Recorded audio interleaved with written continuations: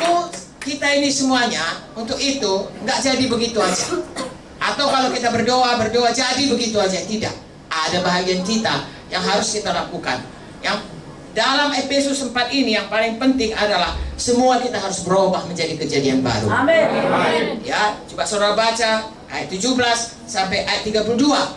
Saya tidak usah baca semua, nanti saudara baca. Judulnya manusia baru. Saya dan saudara harus jadi manusia baru. Amin. Amin. Saya bacalah ayat 22. Sama-sama kita, ayat 22. Yaitu bahwa kamu berhubung dengan kehidupan kamu yang dulu harus menanggalkan manusia lama, menemui kebinasaannya oleh nafsunya menyesatkan, supaya kamu dibaharui dalam roh dan pikiranmu, dan mengenakan manusia baru yang telah diciptakan menurut kehendak Allah dalam kebenaran dan kekudusan yang sesungguhnya. Begitu kita selamat, yang berubah terutama dalam roh kita, dalam hati kita. Kalau yang di luar ini, saudaraku, kalau pesek ya tetap pesek, ya. Kalau keriting tetap keriting, kalau hitam ya tetap hitam. Tidak gara-gara selamat lalu jadi seperti orang barat begitu, tidak. Tetapi di dalam ini berubah. Yang tadinya suka berdosa berhenti. Amin. Yang tadinya egois berubah menjadi mengasihi. Amin. Itu yang harus dibaharui hari lepas hari. Bagaimana caranya? Tadi kita sudah baca, saudaraku, bahwasanya kita itu harus diajari, dan sesudah diajari oleh firman Tuhan, oleh pemimpin-pemimpin kita, kita praktekkan apa yang diajari itu. Roma 12 ayat 2 berkata, barui pikiranmu. Contohnya, kalau saya dulu, saudaraku, punya pengertian sebelum selamat, saya ini nggak mau ganggu orang. Tapi kalau orang ganggu saya, selama hidup saya nggak mau lagi kawan sama dia. Kalau menurut di dunia itu baik, karena saya nggak rugi, nggak dirugikannya. Saya nggak mau ganggu orang, tapi saya jangan diganggu. Padahal di dalam Alkitab, manusia baru, kita harus selalu mengampuni. Kan kalau nggak mau lagi cabar, berarti kan nggak mengampuni. Dalam Alkitab harus selalu mengampuni. Nah itu contohnya. Saya berubah, saudaraku. Dulu nggak mau mengampuni, sekarang sudah mau mengampuni. Amin. Kalau nggak percaya nanti keluar saudara pijak kaki saya, pasti saya ampuni saudara. Atau saudara katakan yang jahat mengenai saya nggak akan marah, saya akan mengampuni saudara. Karena sudah diubahkan Tuhan. Ya, Tuhan mau kita berubah. Amin. Dari tidak sama kita manusia lama kita, tetapi yang manapun itu kita harus berubah. Amin. Itu sebabnya firman Tuhan berkata, beritakan Injil, baptiskan mereka. Amin. Kenapa dibaptis? Pada waktu saya dan saudara dibaptis, begitu kita lahir baru harusnya langsung dibaptis. Mengapa? Karena pada waktu baptisan kita proklamirkan, saya bukan lagi yang lama, saya sudah jadi manusia baru. Haleluya. Pendeta akan mengatakan dengan ini, kami membaptiskan saudara. Haleluya. Ada kematiannya, supaya oleh kemuliaan Bapa, maka kamu bangkit kepada hidup yang baru di dalam Yesus. Amin. Sebabnya kita berkata, segala sesuatu yang dalam Tuhan Yesus itu kejadian baru. Kejadian lama sudah berlalu, kejadian baru sudah datang. Ada nyanyian berkata, aku masih seperti dahulu, dan saudara tidak boleh lagi menyanyikannya.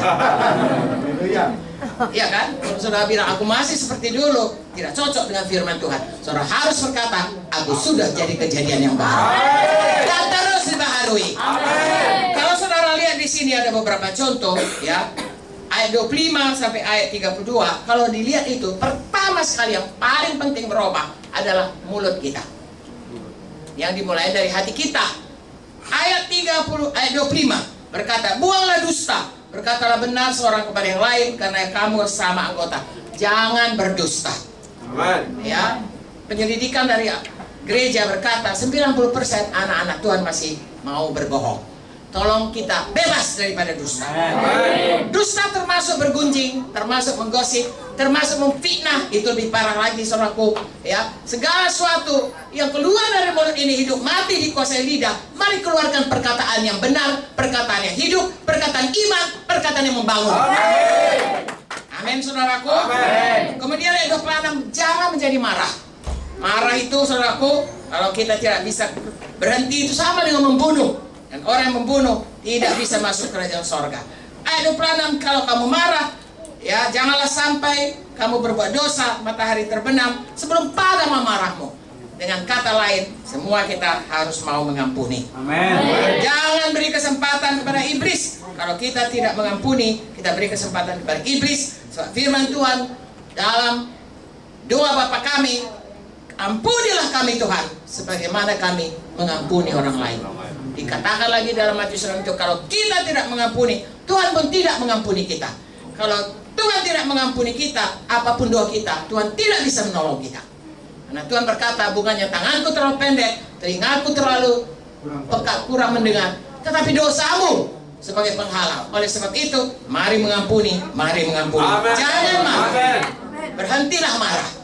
Kalaupun orang itu jahat, saudaraku, ada cara Tuhan untuk kita tetap di dalam damai sejahtera dan dalam kebenaran mengampuni mereka.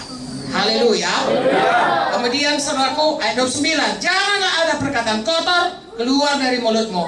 Pakailah perkataan baik untuk membangun di mana perlu, supaya mereka yang mendengarnya beroleh kasih karunia. Haleluya.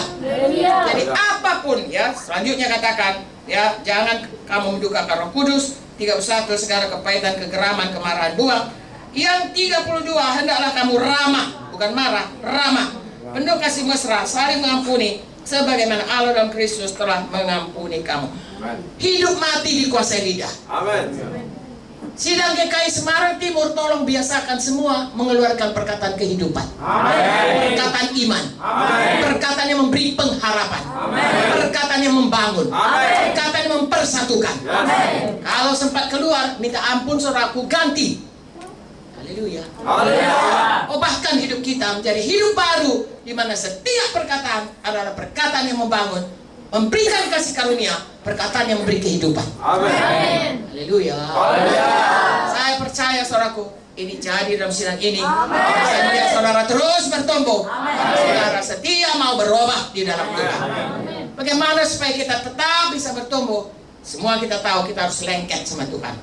Bicara melekat berbatang. Saudara harus tetap melekat kepada Tuhan. Yesus sudah di sorga. Bagaimana kita tetap melekat? Ada Roh Kudus.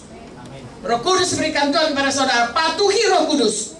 Apa yang dikatakan oleh Roh Kudus? Saudara tahu Roh Kudus seperti polisi. Tidaklah dia katakan, tapi dialah yang selalu mengingatkan kita. Saudaraku, kalau saudara langgar lampu merah, Pak polisi prit, nggak langsung dihukum, diingatkan. Bapak langgar tadi ya, saya beri peringatan. Betul? Nah, saudara kemudian berbuat apa? Diingatkan. Saudaraku, jangan dilanggar terus, nanti ditangkap polisi. Kalau di dalam dunia, saudaraku, dalam kehidupan kita, kalau kita langgar, yang mengambil kesempatan adalah setan untuk membuat segala macam hal untuk menyulitkan kita. Karena apa? Karena kita tidak mau bertobat. Saudaraku, mari semua kita bersungguh-sungguh hati mau dekat, melekat kepada Tuhan. Dengan tetap patuh kepada Roh Kudus. Satu lagi, patuh pada firman Tuhan. Amin.